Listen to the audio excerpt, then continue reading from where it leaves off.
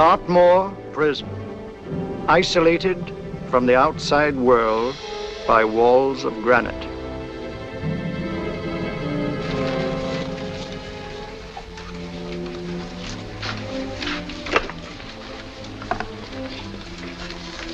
They say you could get out of here by merely telling what you know. You may or may not be another Scotland Yard bloke, but I'll give you the same answer I gave the others. I still have 2 years, 8 months, and 6 days left in which to make musical boxes. That'll be sold at auction for the benefit of this delightful sanctuary. And I intend to serve them.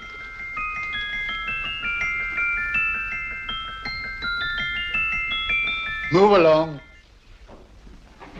And now we come to the next object on our list, or I should say objects, because there are 3 of them. Now, ladies and gentlemen, these can be bought together or separately. Now, these beautiful little musical boxes only arrived this morning, and I didn't intend to put them on the auction block until later, but I'm going to sell them now. So, good friends, as our old pal Mark Antony used to say, lend me your ears. And what do you hear? Right. The beautiful tinkle tinkle of a musical box. What a lovely trinket. What a beautiful gift. Created and made by loving hands. A thing of beauty and utility. I was going to start with £5. It's a bargain, £5. Do I see any hands? If there's a connoisseur in the house, will go £3 for it. £2. £1. 10 shillings. Thank you, sir. Ladies and gentlemen, 10 shillings is offered for a musical box you couldn't buy anywhere in London for less than £5. It'd be stealing to let it go for 10 shillings. Like taking milk from a baby. All right, we're selling for 10 shillings. 10 shillings, 10 shillings is offered, 10 shillings is offered, 10 shillings is offered. And anybody give me £1? Want to give me £1? I won't someone give me £1. £1 is offered, £1 is offered, ladies and gentlemen, £1 is offered. It's against you, sir. Will you go to £2? Will you go to £2, sir? £2. £2 is offered. £2 is offered. Going once, twice, third and the last call. Sold to the gentleman for £2. Sorry, my dear. Now, ladies and gentlemen, comes the opportunity to purchase an exact duplicate of the beautiful little musical box just bought by this gentleman for the ridiculous low price of £2. Now, it's exactly the same. Exactly the same. Made with the same hands. You hear that? Isn't that lovely? That tinkle, tinkle, tinkle, tinkle. Sounds like Bow Bells to me, you know, with little angels pulling on the ropes, eh? Who'll give me £2 for it? Who'll start me with £2? Will anybody start me with £2? Oh, come, ladies and gentlemen. You know, from your enthusiasm, we might all be in Scotland instead of London. Please buy it for me, Daddy. £2, certainly not. We all might be in Scotland. Besides, I don't like his manner. £1, 10 shillings. £1. £1 is ours. £1 is offered. £1 is offered, going £1. Any advance? Going once, going twice, the third and the last call.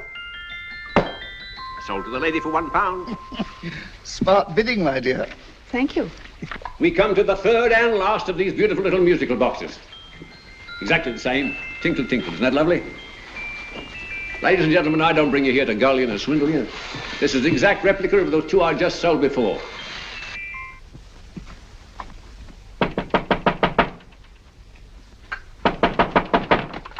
We're closed. But this is extremely important.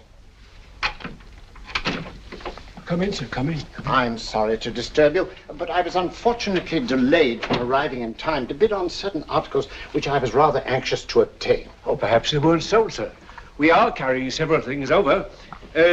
What might the articles be, sir? 3 identical musical boxes, about so large. Oh, I'm sorry, sir, but they were sold. Pity you weren't here to bid on them.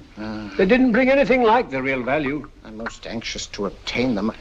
I wonder if your records would show who the purchasers were. Oh, we don't usually give out that information, sir.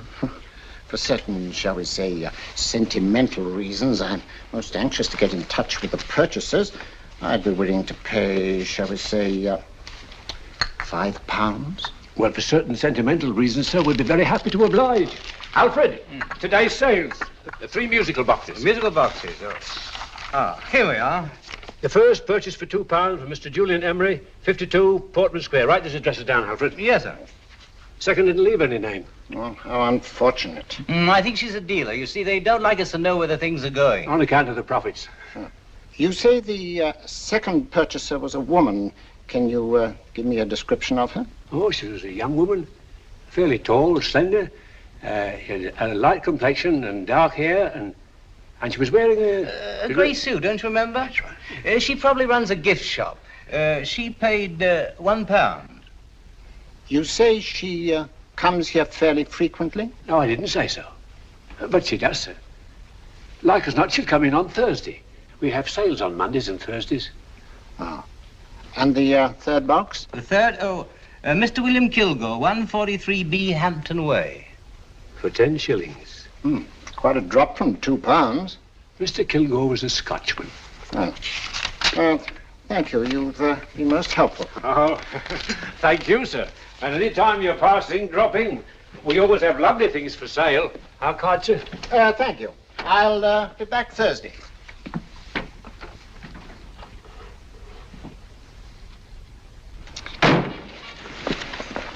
The message reached us too late. Musical boxes are being sold. Well, let's get out of here.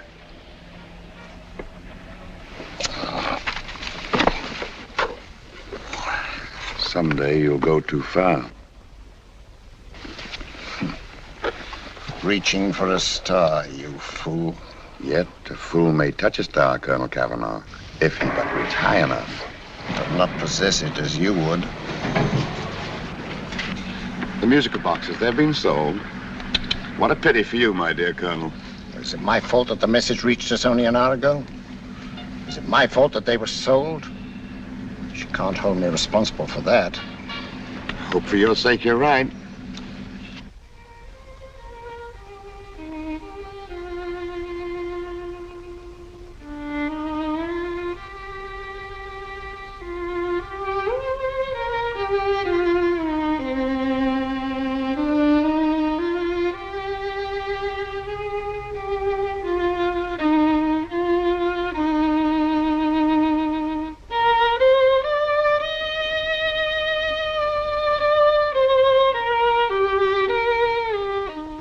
Upon you tonight at 7:45, a gentleman who desires to consult you upon a matter of the very deepest moment. Remember that letter, Holmes? It was written over 2 years ago. An interesting case, devilishly interesting. Irene Adler. What a striking-looking woman from the brief glance I had of her. Seems only yesterday. What charm. What poise, and what a mind. Sharp enough and brilliant enough to outwit the great Sherlock Holmes himself. I take it the new issue of the Strand magazine is out, containing another of your slightly lurid tales. It is indeed. And what do you call this one? I call it A Scandal in Bohemia. Not a bad title, eh? If you must record my exploits, I do wish you'd put less emphasis on the melodramatic and more on the intellectual issues involved. More on the What do you mean by that? Well, I do hope you've given the woman a soul. She had one, you know. By the woman, I suppose you mean Irene Adler. Yes. I shall always remember her as the woman.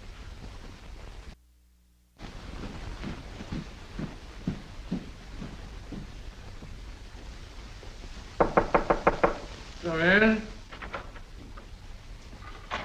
I think. That's him, old boy. How are you? How are you, old boy? I haven't seen you for years. I want you to meet my old friend Sherlock Holmes. Holmes, this is Stinky. In other words, Julian Emery. How do you do, Mr. Emery? Watson has often spoken of you. Oh, has he? Yes, we were at school together. Yes, more years ago than I care to remember, but you didn't come in here just to remind me of that. No, I just happened to be in the neighborhood and saw your lights burning, so I took the liberty of looking you up. Still writing your mystery stuff? Here's there's a new one out this week. Good, I never miss them. Oh, good, thanks. I say that bandage makes you look very interesting. Still poking your nose into other people's business as usual? Who hit you? I haven't the foggiest notion. Somebody knocked me on the head in my own living room, and then proceeded to commit the most idiotic burglary you ever heard of. Fellow must have been balmy as a coot. Balmy? Why? Come sit down, old boy. Would you like a cup of tea? Huh? Oh, all right. I'll go and tell Mrs. Hudson about it. Yeah. Why do you say the robbery was idiotic, Mr. Emery? Oh, simply from the fact that with about £5,000 worth of musical boxes in my living room, the thief, who I caught in the act, made off with one that isn't even worth £5. I gather you're a collector of musical boxes. Yes, I am indeed. Some of them are very beautiful, but not the one that was stolen. The thief evidently grabbed the first thing that came to his hand when he heard me coming into the room. Still, it's rather odd, isn't it, that having disposed of you, he didn't pick up something more valuable. Mm-hmm. Was there anything unusual about the stolen box? No, nothing at all. No, I picked it up in the south of France, several years ago. You say you have many valuable music boxes, and yet the thief made off with one that isn't worth £5. Sounds like rather an intriguing little problem. Well, I take it that he was just an ordinary petty thief and didn't know the value. That is a possible explanation, and yet I venture to say that the average petty thief has a more extensive knowledge of the value of objets d'art than the average collector. Well, anyway, that's Scotland Yard's theory. They didn't get very excited about it. That's consistent anyway. I wonder if I might see your collection, Mr. Emery. Oh, of course you could, yes. Nothing a collector likes more than showing off his trophies. When would it suit you? No time like the present. Good. My place is just round in Portman Square. Shall we? Yes, right. Hello? Where are you going? Stinky hasn't had his tea yet. Oh, I'm sorry. We're going round to my place, where I'm going to give you something better than tea. Now, this one was made for Louis XV, and is one of the very few still in existence from that period, and a particularly fine specimen at that. Charming, isn't it? Quite. They all sound to me like a lot of mice running about on a tin roof. I'm afraid you have no ear for music, Watson. Give me a good old band playing a rousing march. You'll have all your silly little tweets.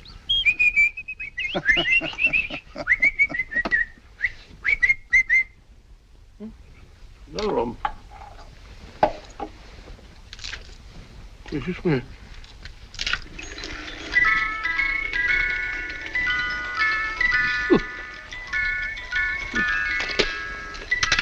Stupid thing. Singing rabbit. What would you say offhand is the value of a box like that, Mr. Emery? Well, it's hard to say offhand, but I think we'll bring about £500 or £600 today. It's the gem of my collection. Yet a thief who steals an oddity like a musical box passes up one worth £500 for one of almost no value at all. Odd. Very odd. What was the stolen box like, Mr. Emery? Oh, just a plain wooden box about so big. Mm-hmm. As a matter of fact, I have one over here almost exactly like it. I picked this up yesterday at an auction room in Knightsbridge. Paid only £2 for it.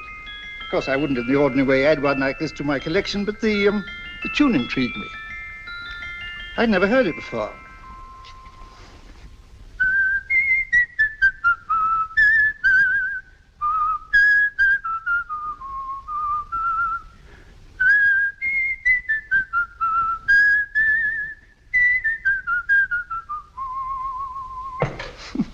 You have a remarkable ear for music, Holmes. Rather an unusual melody. Sit down, Will. Thanks. You say you bought that box at an auction sale yesterday? Yes, the Gaylord auction rooms in Knightsbridge. Mm-hmm. Run by old, what's his name? Crabtree. That's the man. At what time was the robbery committed? Oh, about 3 o'clock this morning. You know, Mr. Emery, that box and the robbery might well be cause and effect, especially since you say that the stolen box outwardly resembles this one a great deal. And Scotland Yard were not particularly interested, eh? Oh, yes, but I wouldn't blame them for that, especially as I told them I was quite unable to describe the thief, except, of course, for the fact that it was definitely a man. All you remember is that you came in here and someone struck you on the head. Yes, and the next thing I knew, my man was trying to revive me. It might be wise for you to put that box away somewhere and lock it up. Oh, I don't think that's necessary. Besides, everything's insured. Well, at least if any further attempts at robbery are made, I'd suggest that you call the police, rather than running into any personal danger. Oh, come, Holmes, aren't you being a bit of an alarmist? Possibly. Well, I must agree with old Stinky. Seems to me you are making rather a mountain out of a molehill. Molehill is the word, old boy, and it's time you were in bed. Thanks so much for letting us see your place. Now, it's been glad meeting you. Holmes, I can't understand why he was so mysterious. Seems to me the petty thief explanation was the only sensible one. Really? I can't see how you can believe it was anything else. I didn't say I believed it to be anything else. The petty thief theory is the obvious one, I grant you. However, it's often a mistake to accept something as true merely because it's obvious. The truth is only arrived at by the painstaking process of eliminating the untrue. We are not able to do that in this case without further data. Rubbish, you're pulling my leg. You're trying to turn a tuppenny halfpenny robbery into an international plot. No, I'm not. I just hope that your friend Stinky is a little more cautious in the future. Just in case.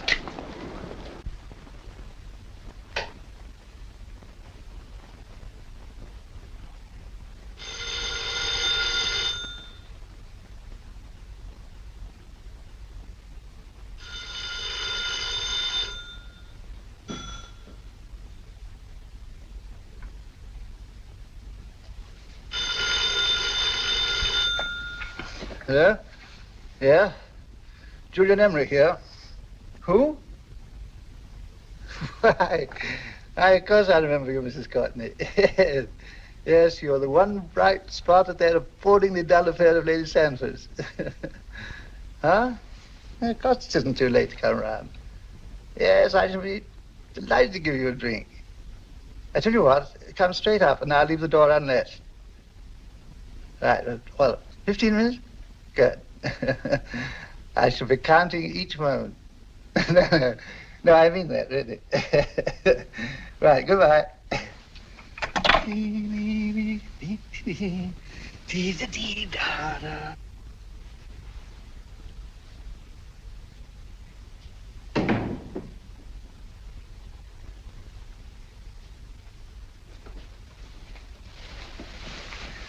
Boo! Oh, you startled me. Did I? Yes. Must be the pixie in me. I know I shouldn't have called you so late, but I was at a party just around the corner, and I remembered your invitation to see your collection of musical boxes. My dear Mrs. Courtney, pleasure is all the greater for being so unexpected. My friends call me Hilda. Thanks. Mine called me Stinky. Stinky, how quaint. Oh, what a perfectly wonderful collection of musical boxes. You know, when you told me you had a collection, I had no idea it was so attractive. Yes. They appeal to the ear as well as to the eye. Oh, what a plain little one. Why, it looks just like a country cousin amid all this grandeur. No. You mustn't underestimate the country cousin.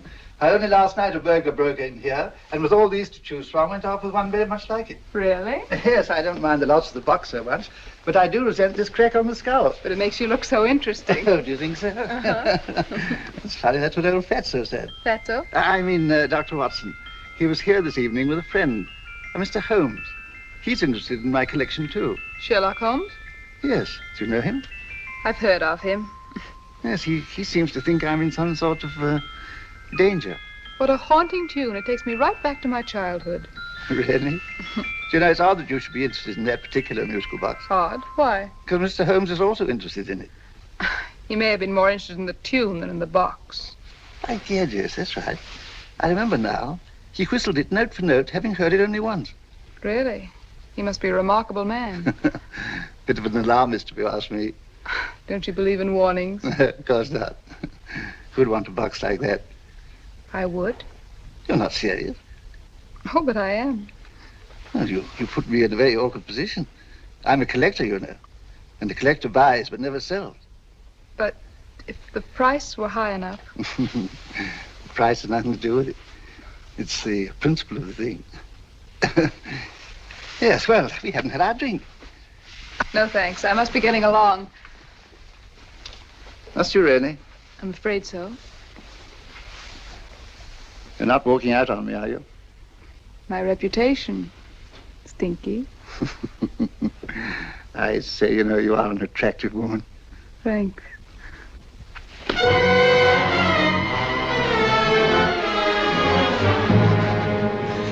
You fool. I told you to wait outside. What did you have to kill him for?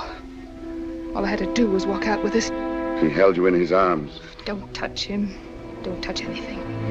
Now get out. I'm sorry. You're sorry. What about me? This is murder. What about Scotland Yard? What about Sherlock Holmes? Now get out!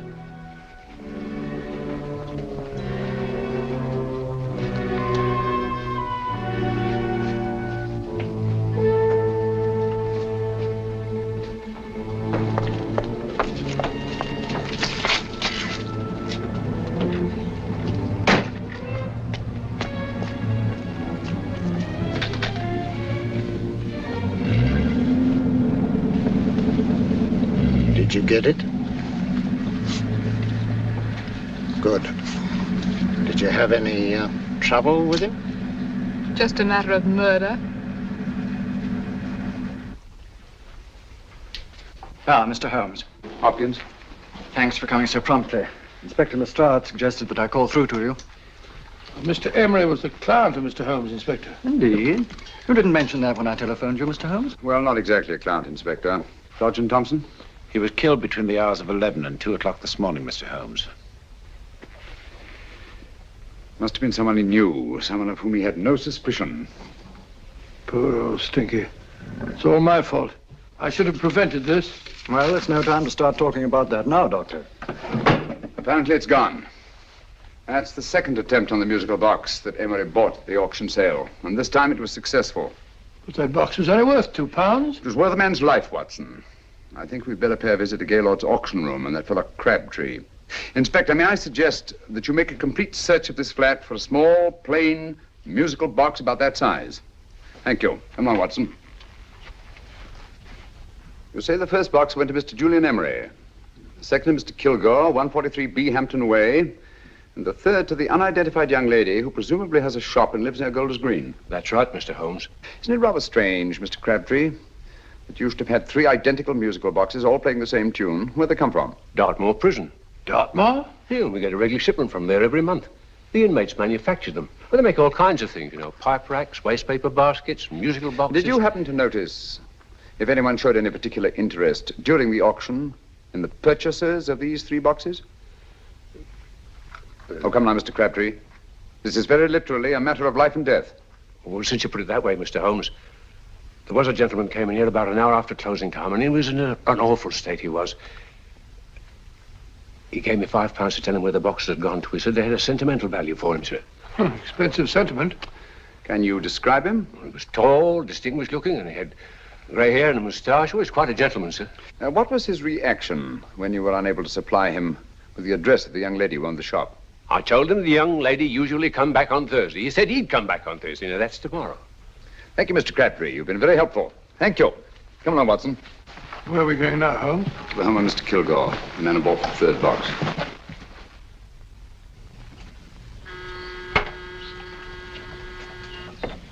But hang it all, Holmes, how do you know those other 2 musical boxes are of any importance? I don't, but I certainly have no intention of waiting until the owners are murdered to find out. No one at home. I hope that's the explanation. I'll have a look through this window.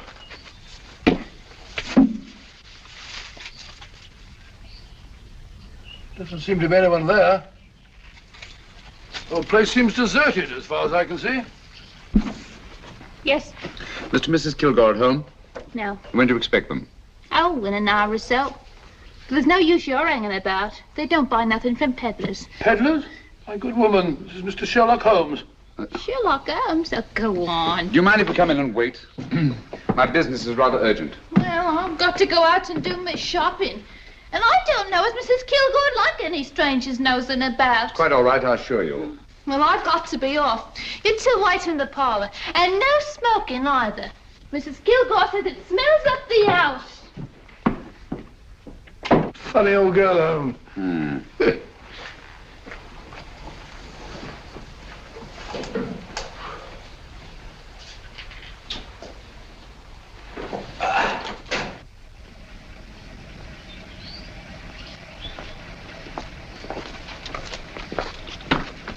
Park Lane. Park Lane? And what would the likes of you be doing in Park Lane? Now, don't worry about the fare, Ducky. If you knows how to get to Park Lane, up it.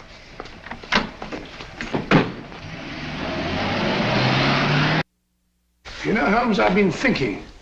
There must have been something hidden in that box of old Stinky's. Stolen jewelry, possibly. What's up, Holmes? Listen. What's just the steam in the water pipes?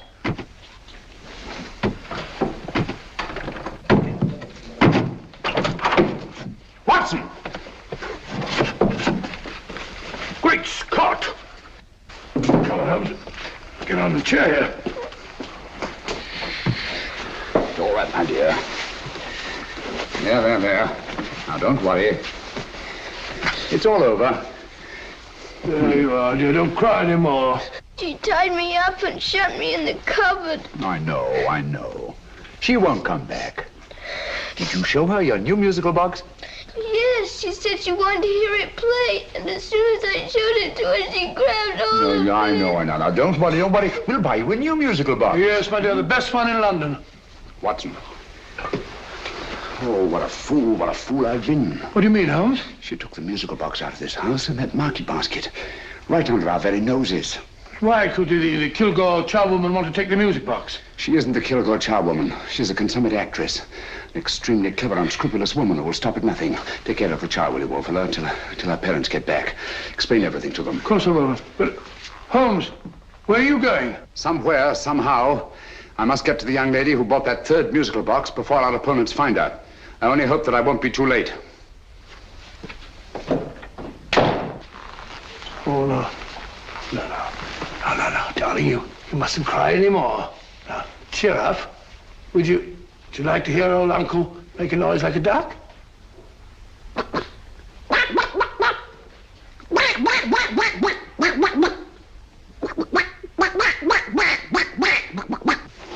Oh, sorry?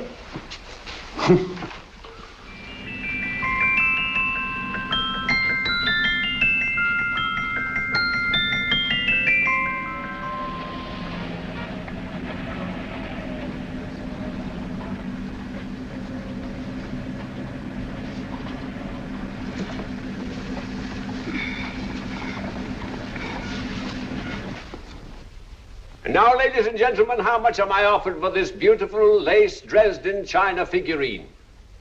A lady of the French court. Now, this is the genuine article.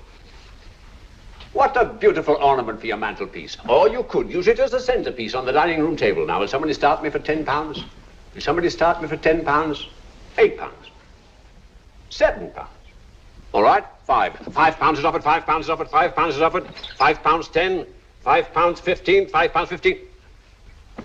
£6 is offered, £6, going once, going twice, the third and the last call. Have you all done? Sold to the lady from Twickenham for £6. Next, we have a real museum piece, ladies and gentlemen. A fine 19th century doll.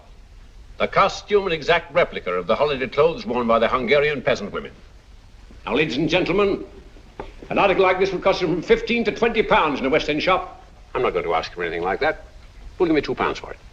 £2. Anybody offer me £2? £2 for the Hungarian? £2? £1. What? Anybody give me £1? Anybody offer me £1 for the doll? £1 is offered, ladies and gentlemen. £1 is offered. Now, I'm not going to waste your valuable time or mine in trying to get one half of what this beautiful doll is worth. If the young lady can steal it for £1, that's her good fortune. So it's going once, it's going twice, the third and last call. Any more? Sold to the young lady for £1.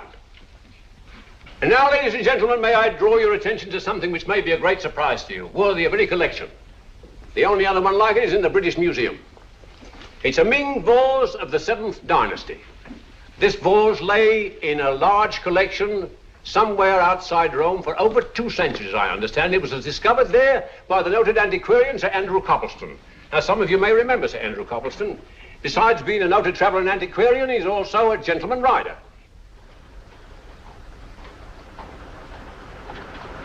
The girl with the parcel in her hands, that's her. Are you sure that's the girl? Well, she fits perfectly the auctioneer's description. Follow her, Hamid.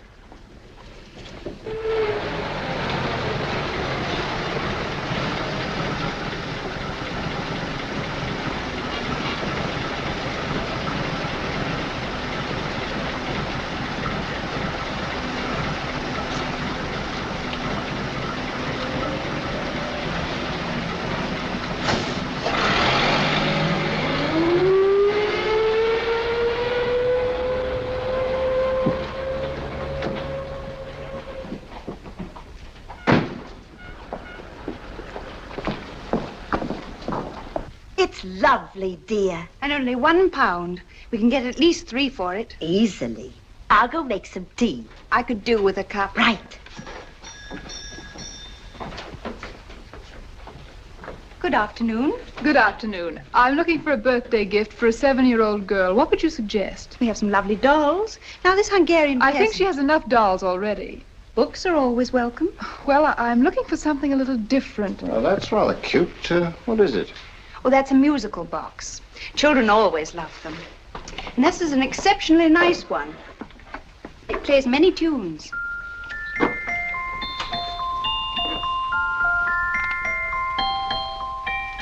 Have you any others? Yes. If you'll just step this way. I have only 2 left.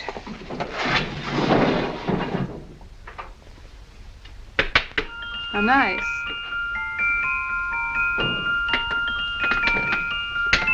Are you sure this is all you have? I'm sorry. They're rather hard to find, you know.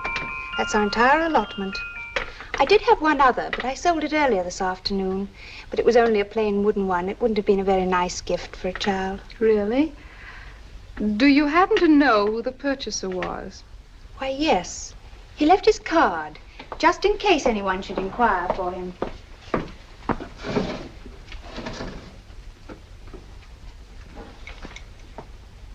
How interesting. I'm sorry, but I'm afraid I'll have to look a bit further. Thank you anyway. Good afternoon. Thank you.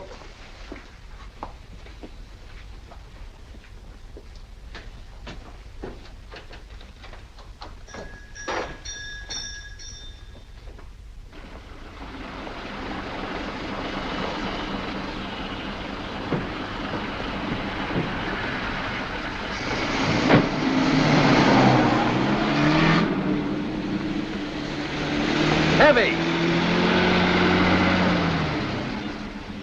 Follow that cab. Here now, what? Scotland Yard. Hop in.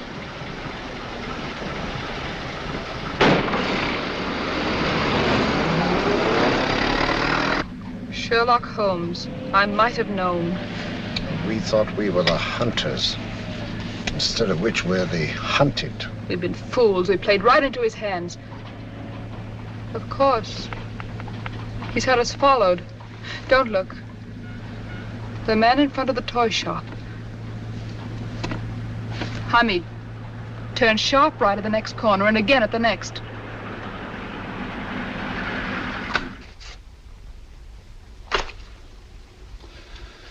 No photograph of her, Commissioner, as I expected.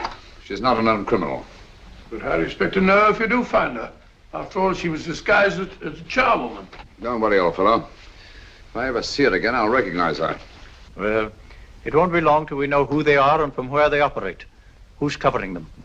Sergeant Thompson's following them, sir. They won't get away from him. He's a good man. We could have arrested them at Clifford's toy shop if we had any proof. But we know that they killed Emery. Proof, my dear fellow. We must have proof. We have X-rayed it, sir. There's nothing whatever concealed in the box. We'll have a look at the plates.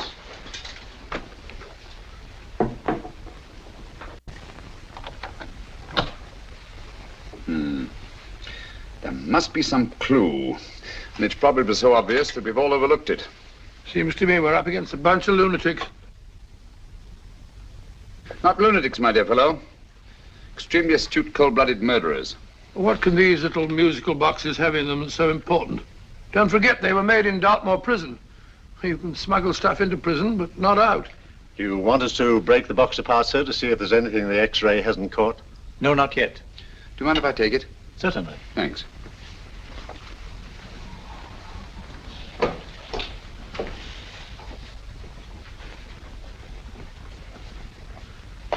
The governor of Dartmoor Prison informed us, sir, in answer to Mr. Holmes' question, that all 3 musical boxes were made by the same convict, John Davidson, serving a 7-year term, sir. Davidson? The Bank of England plates. That'll be all. Yes, sir. Now we're getting somewhere. Wait a minute. How did you know about the plates, Mr. Holmes? I'm a student of crime, Inspector. I make it my business to know about such things. And when the name of Davidson was mentioned... Well, who is this fellow Davidson? As long as Mr. Holmes seems to know all about it already, I suppose there's no harm in telling you. 2 years ago in London, there occurred a robbery of such tremendous importance, although the stolen articles themselves have no intrinsic value whatsoever, that the Home Secretary was instrumental in seeing that not a word of it appeared in any newspaper. But you never told me anything about this, Holmes. You were away at the time. Articles of no intrinsic value and yet of such importance? I don't understand. Davidson was apprehended within 15 minutes of committing the theft. But by that time, he'd hidden the articles in question and they've yet to be found. Before going further, Dr. Watson, I must inform you that this matter's not to be mentioned outside of this room. Of course not. Do I look like a man who'd gossip? Let's not go into that now, old fellow, shall we? Davidson had been employed for years in a position of extreme trust by the engravings department of the Bank of England. The articles he stole were nothing less than a complete duplicate set of plates for printing £5 notes. What? The Bank of England's own plates? Precisely. And with those plates, a gang of crooks could flood England with £5 notes, not forged in the usual sense of the word, but notes undetectable from genuine Bank of England notes in any way whatsoever. Good heavens. Any whisper at all might have resulted in enormous damage in shaking public confidence in the Treasury. We tried everything after we arrested Davidson. Offered him a shorter sentence if he'd tell us where he'd hidden the plates. Why, we even put in Scotland Yard men with him as cellmates, but no results. Obviously, Davidson is a man of strong character and infinite patience. Yet suddenly he feels impelled to smuggle out the secret of the hiding place of the plates to his confederates. Why? I don't understand, Mr. Holmes. Well, for example, has the Bank of England made any plans to radically change the design of the £5 note so that in, say, 7 years from now, notes made from the stolen plates would be worthless? Confidentially, Mr. Holmes, such a move was discussed. But replacing all the £5 notes in circulation would be such a Herculean task that nothing's been done about it as yet. I see. Of course, there is another possible explanation. Davidson didn't have much time to find a hiding place before he was captured. He may be afraid that the plates will be accidentally discovered before he's released. Hence his anxiety to communicate their whereabouts to his confederates as soon as possible. I believe you've hit it, Mr. Holmes. I'm sure that the message is contained in this musical box. Or rather, in all 3 musical boxes, since possession of all 3 seems to be essential. Our opponents have 2/3 of the puzzle, we have 1/3. Well, what are you going to do, Holmes? Try to deduce the message from the 1/3 that we have.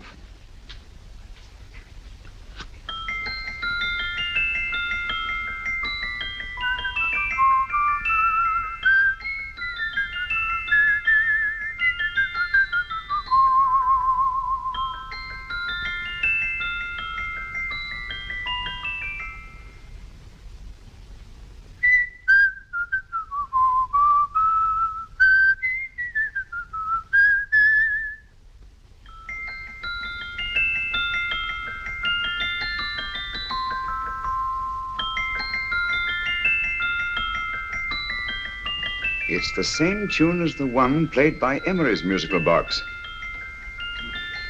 And yet it's different. Sounds the same to me. The tune. Somehow the tune is the key to the mystery. It must be the tune. Otherwise, why use 3 musical boxes to convey the message? Why not collar boxes or shoe boxes? Yes? Oh. It's for you, Inspector. Oh, thank you, sir. Inspector Hopkins speaking. What? Where? Golders Green Station reports they've just found Sergeant Thompson's body. From the tire marks on his clothes, he was apparently run over by a taxi. What an unfortunate accident. Not an accident, my dear fellow. I'm afraid it's murder. Never know just who you're going to meet when you're walking down a busy London street. Mrs. Hawkins, Mrs. Brown, any subject of the crowd. Oh, you never know just who you're going to meet. So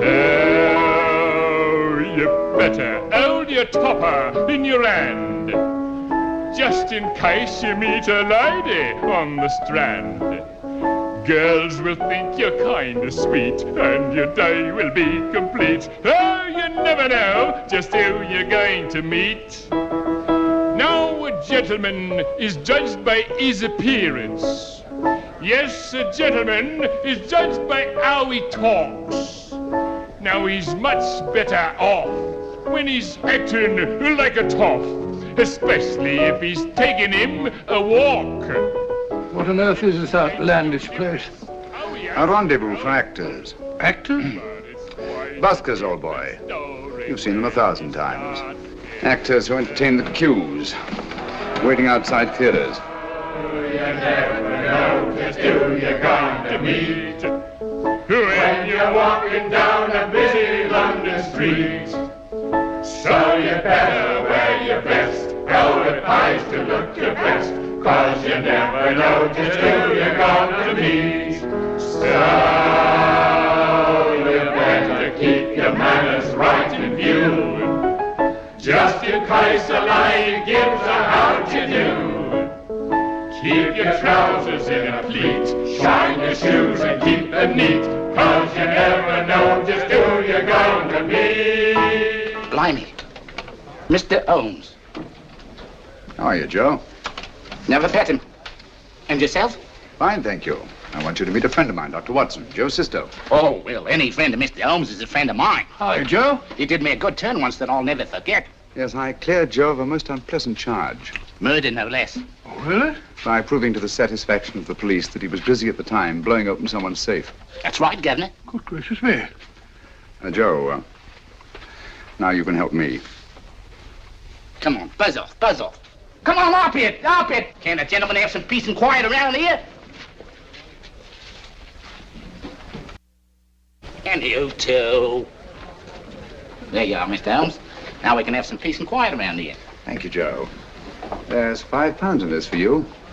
Well, I wouldn't want to take it on myself, sir, but I can get somebody to do it for you for half of that. You don't know what the job is yet. For £5?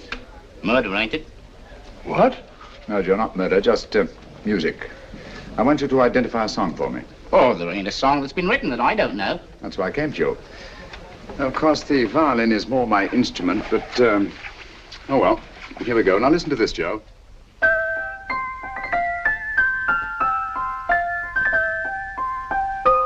Wait a minute.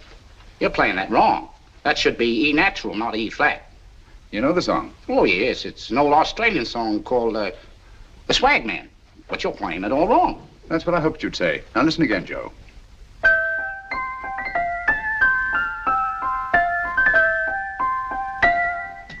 That's the same tune, all right, but you're making different mistakes than you did the first time. No, not mistakes, Joe. Call them variations. Here, play the song for me, will you, the way it's written.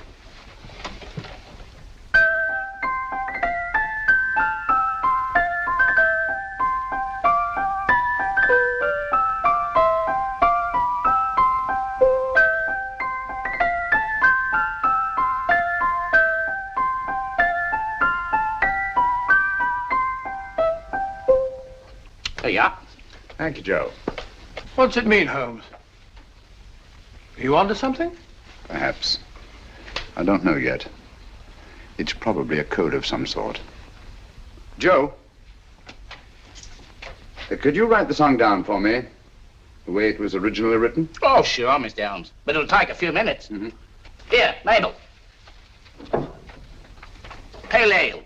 Come on, up to it. Along with it.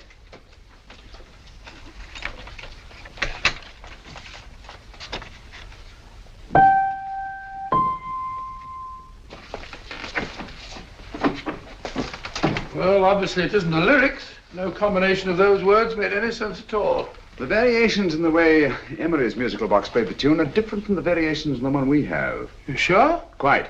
You see, I took the trouble to memorize the tune as played by Emery's box that night we were with him in his flat. Holmes, you amaze me. Elementary, my dear fellow. One of the first principles in solving crime is never to disregard anything, no matter how trivial. But why were 3 boxes? Why not 1? Because the message was obviously too long to be conveyed by any one variation. Then there's the 3rd box, the one that woman took from the Kilgores. That contains yet another set of variations. Yes, well, it's all beyond me. Well, all we have to do now is to find the secret of the variations. Not a very easy problem to solve, my dear fellow.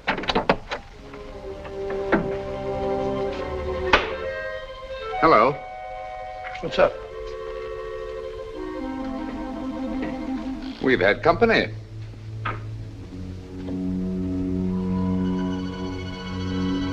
I say, this is outrageous. Ask Mrs. Hudson to come in here, will you? Right.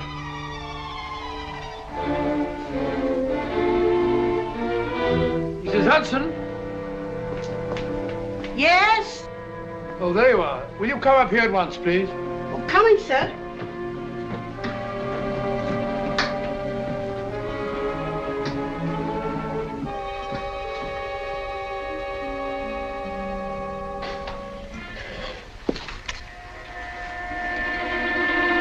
Mercy me, Mr. Holmes. What has happened? Who called while we were out, Mrs. Hudson? Just a young lady. The one who said you wanted her to wait for you. And a nice-looking old gentleman with Our her. friends again, Watson. Friends? What did the young lady look like? Oh, I couldn't see her face. She had a heavy black veil on. But she had such a nice way with her. Oh, I'm sorry, Mr. Holmes, if I've done anything wrong. But you did say I should always let clients come in and wait for you. Don't worry, Mrs. Hudson, don't worry. You had no way of knowing.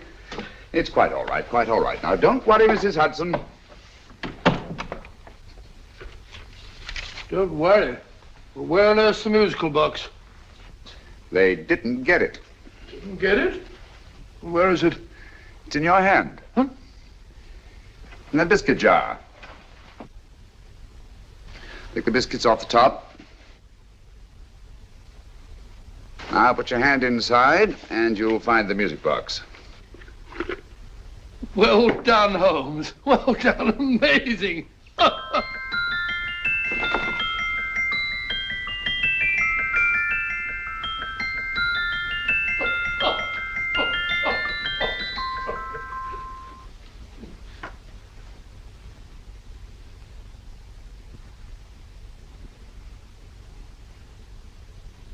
Phew. Nice fresh smell. Like a pub after closing time.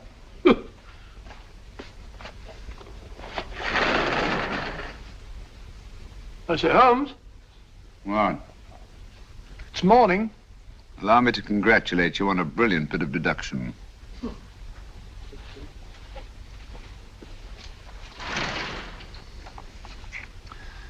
It's not a transposition, not a polygraph transposition, not a trigraph, nor any known form of decoding. How about the Morse code? Have you tried that? Yes, at about 3 o'clock this morning. I'm sorry, old man. I was only trying to help.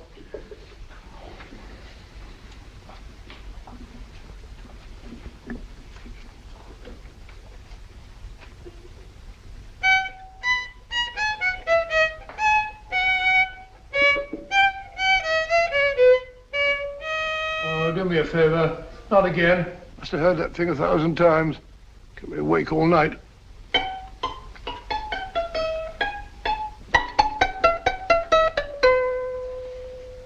Not a very distinguished composition, I grant you. You know perfectly well I don't know one tune from the other. When I was a kid, my people tried to have me taught the piano. I've always felt sorry for that old teacher of mine. The poor old girl finally reached the point of numbering the keys for me. 1, 2, 3, 4. Even then, I never progressed beyond... Numbering the keys, Watson. The 19th key of the keyboard is the 19th letter of the alphabet. S. Here. Write it down when I give it to you, old fellow, will you? The first altered note. Write S first. Now, the 8th key is H. The 5th key, E. The 12th key, L. The 6th key, F. S-H-E-L-F. Shelf. Your piano lessons were not in vain, old fellow. You've solved it. Thank you. Thanks, old bean. Hold it. We now have 2/3 of the message. Behind books, third shelf, secretary, Dr. S. Presumably, these are the first and second portions of the message. And this gang has the first and third parts of it. Precisely. Then it's a stalemate? Yes, Commissioner, but we can't leave it like that. There's no doubt in my mind that they'll try to secure our third of the message that's missing. Well, I assume you've taken every precaution to guard the Clifford music. Oh, yes, it's carefully hidden at Baker Street with Dr. Watson on guard. However, I'm reasonably certain that, difficult as it may be, we can find the plates even without the missing part of the message. Behind books, third shelf, secretary, Dr. S. Well, outside of the fact that Davidson hid the Bank of England plate somewhere in London, Mr. Holmes, I don't see that we've progressed at all. Allow me to point out to you, sir, the key words Dr. S. It looks as if the plates were hidden in the house of the doctor. Whether S stands for his first or last initial remains to be determined by a process of elimination. Well, there must be 10,000 doctors in London with S for a first or last initial. Precisely. And every one of them will have to be questioned in person. That's why I say this is a task for Scotland Yard. It's a task, all right. But Scotland Yard has searched worse haystacks and found the needle. Well, for the time being, I'll leave the matter in your hands, gentlemen. We'll call you if and when we get a lead on our mysterious Dr. S. Thank you. In the meantime, I intend to follow up a little clue concerning a cigarette.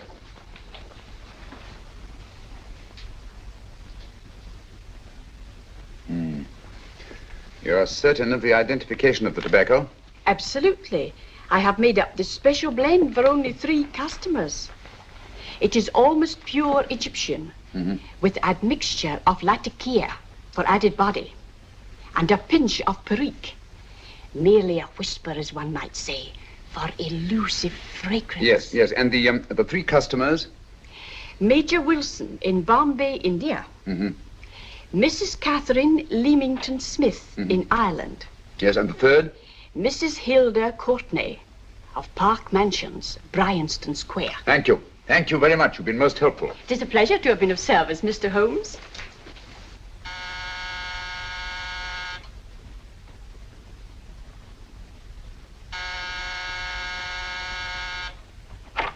Yes?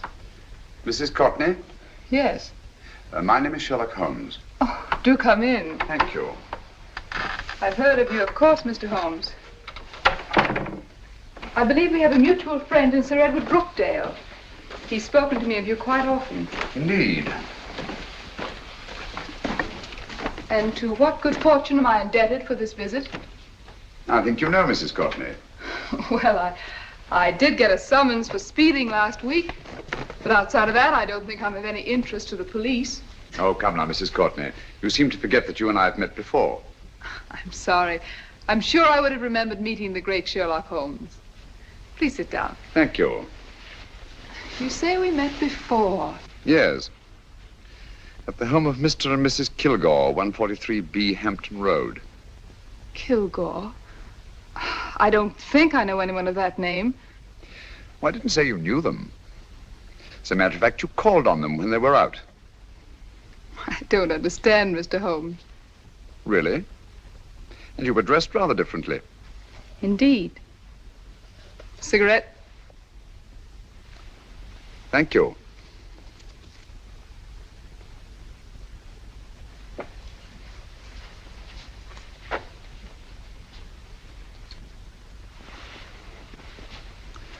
Thank you.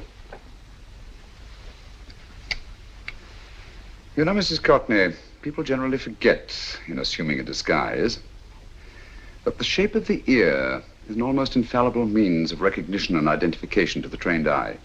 Evidently, you've mistaken me for someone else. Oh, no, not at all. Though naturally, I expected your denial. But when you paid your visit to my rooms at Baker Street, you carelessly left behind another identification. They're, identical, aren't they? Yes, I must admit they are. You see, Mr. Holmes, to catch one as clever as you, I had to use a very special lure. I knew you'd be unable to resist the bait of my cigarette, having read with great interest your monograph on the ashes of 140 different varieties of tobacco. I should advise you not to move, Mr. Holmes. I must congratulate you on your ingenuity, Mrs. Courtney. It was indeed a brilliantly designed trap. Thank you, Mr. Holmes. Praise from a master is indeed gratifying.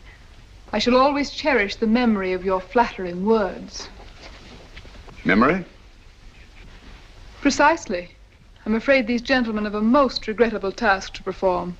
Unless, of course, you care to turn over the missing musical box with your pledge to take no action against us in the future. I'm afraid that will be impossible. I thought that would be your answer. Hamid! Careful! Careful. There's no need to be unnecessarily rough with our distinguished guest. You realize, Mr. Holmes, that your demise will not take place here. The corpus delicti, you know. Well, naturally. Shall we go? It So fearfully awkward having a dead body lying about. Don't you agree, Mr. Holmes? Another dead body shouldn't weigh too heavily on your conscience, Mrs. Courtney.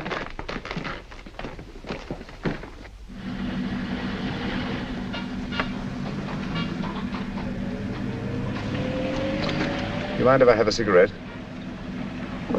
Don't see why not.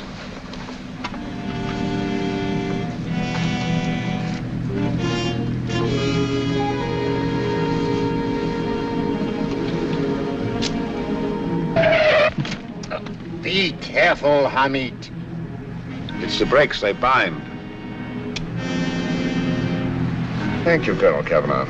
It's very considerate of you.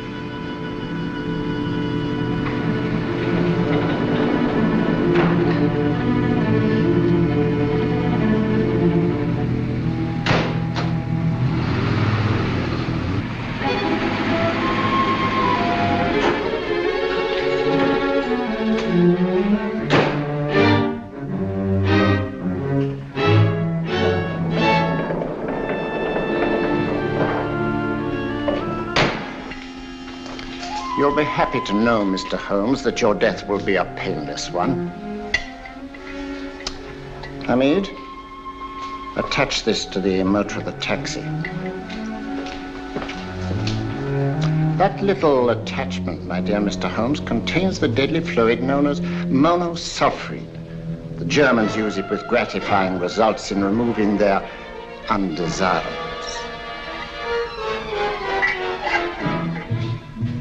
Start the motor.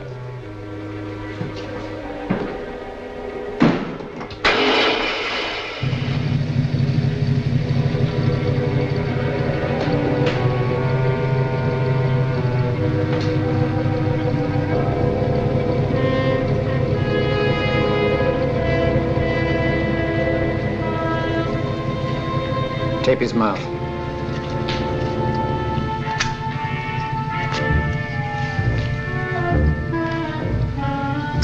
Now, up with him, Hamid.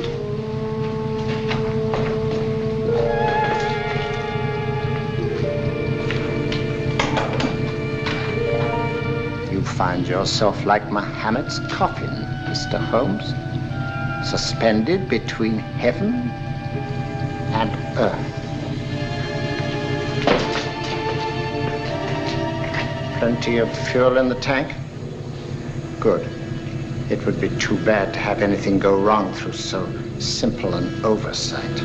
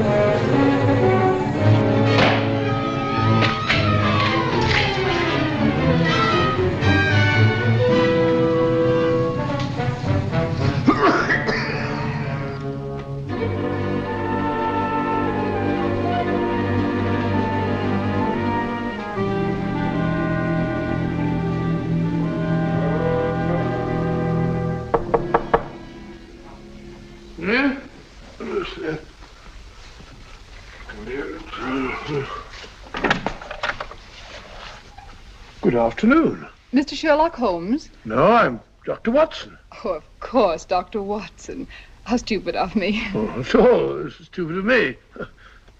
Won't you come in? Well, I really came to see Mr. Holmes. Oh, I'm afraid he's out. I don't know when he'll be back. Perhaps there's something I can do. Won't you sit down? Thank you. You know, Sherlock Holmes and I have been engaged on a great many cases. Oh, really? Yes, indeed. As a matter of fact, this very moment, we're involved in one of the most baffling... Oh, well, won't you tell me your trouble, and I may be able to help you. That's very kind of you, Dr. Watson. Perhaps if I wouldn't be imposing too much. Imposing? Oh, there's no imposition. No imposition at all. A pleasure, I assure you. Now, tell me all about it, Miss Williams. Mrs. Williams. I live in Surrey, Dr. Watson, and I've come up to London in sheer desperation. My only sister has disappeared, and the local police seem utterly unable to find her. Well, Holmes and I solved a case exactly like that once. Very interesting, as far as I remember. I call it the adventure of the solitary cyclist. Oh, sorry. Now I come to think of it, it wasn't so very similar. Entirely different. I don't think what I was saying. Where were we? She's only 17, Dr. Watson, and until she disappeared last Thursday, she seemed to be in the best of spirits. Well, possibly a romantic entanglement? Oh, no, nothing of the sort. She left no note, didn't even pack a bag, no explanation.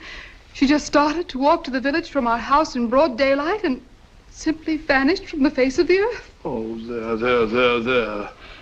Might I have a glass of water? Glass of water. Have one in 1 minute.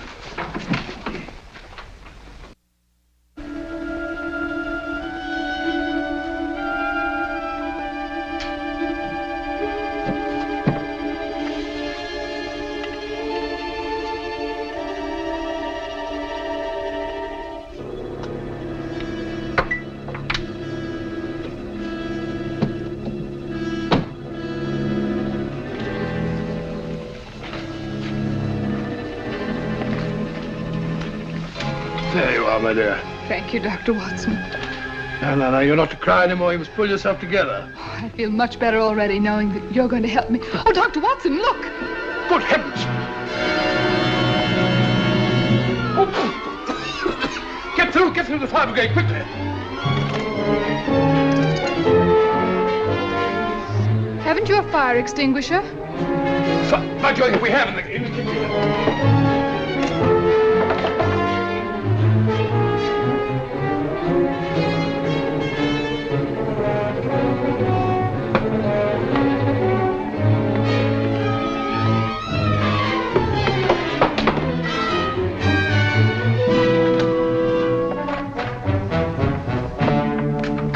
Don't you worry, Miss Williams. We'll have this thing out in no time.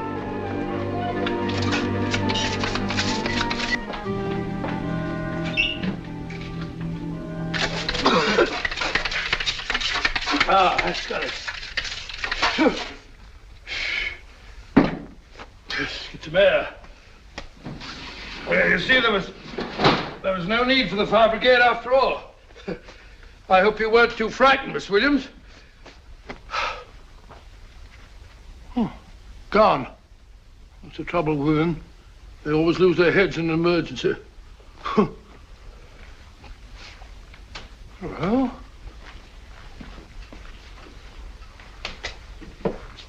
a musical box. Great Scott! Miss Williams!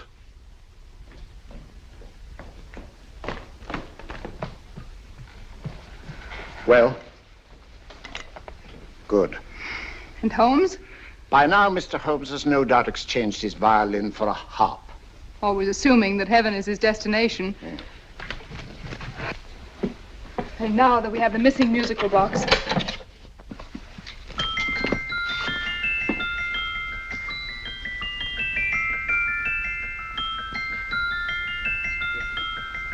Nineteenth note. 19th letter.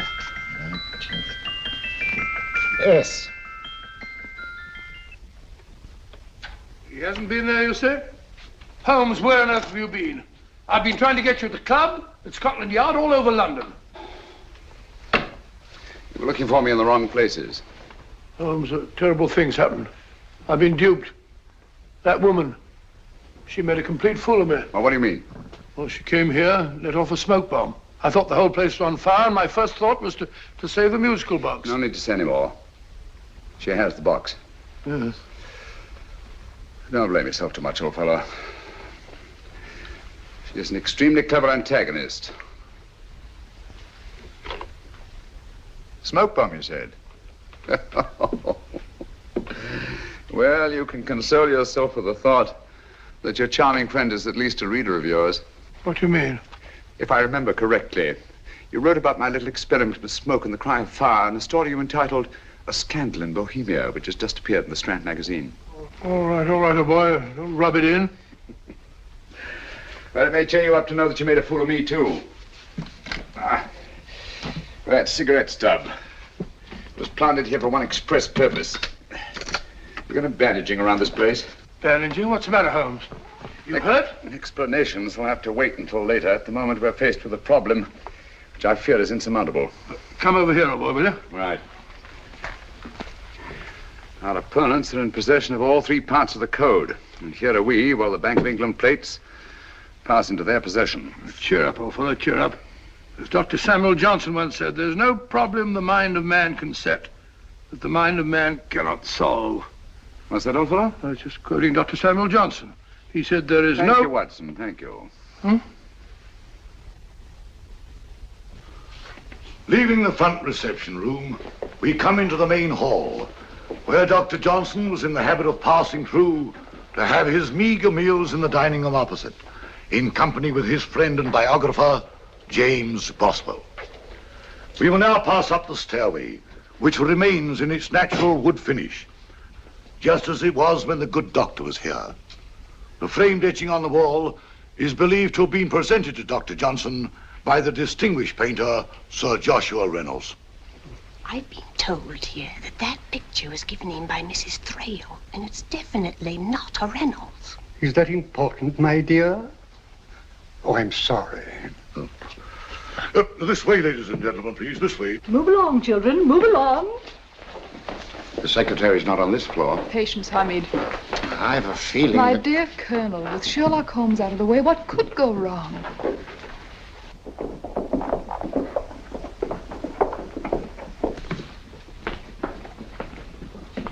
And here we have the Garrett Library, in which Dr. Johnson wrote his famous dictionary, and in which you will see also many of the great man's books and other items of interest.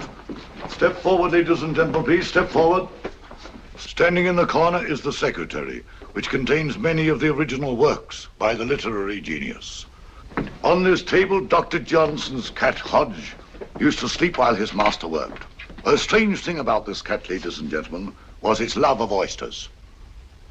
They do say that the dear doctor often went hungry to find the cat that delicacy. What a pity.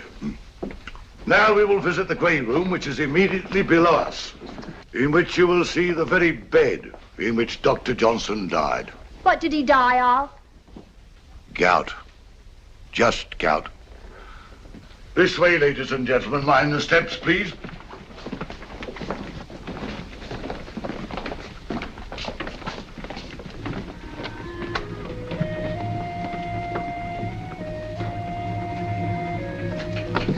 Your keys.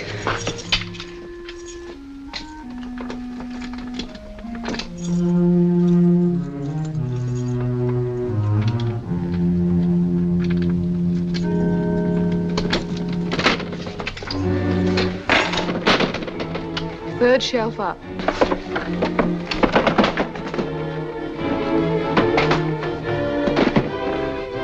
The knife.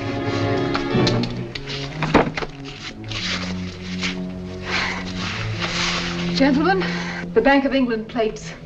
Well, Mrs. Courtney, so we meet again. No, I shouldn't do that if I were you, Colonel Cavanaugh.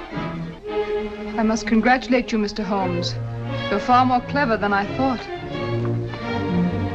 Thank you, Mrs. Courtney. Praise from you is indeed gratifying. I shall always cherish the memory of your flattering words. Memory? Oh, thank you. And now I have a most regrettable task to perform.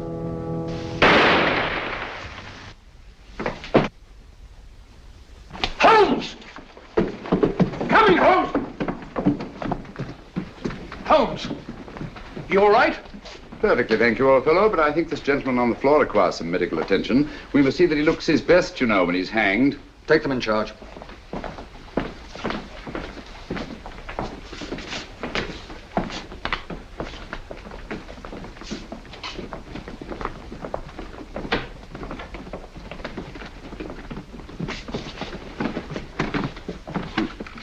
A brilliant antagonist.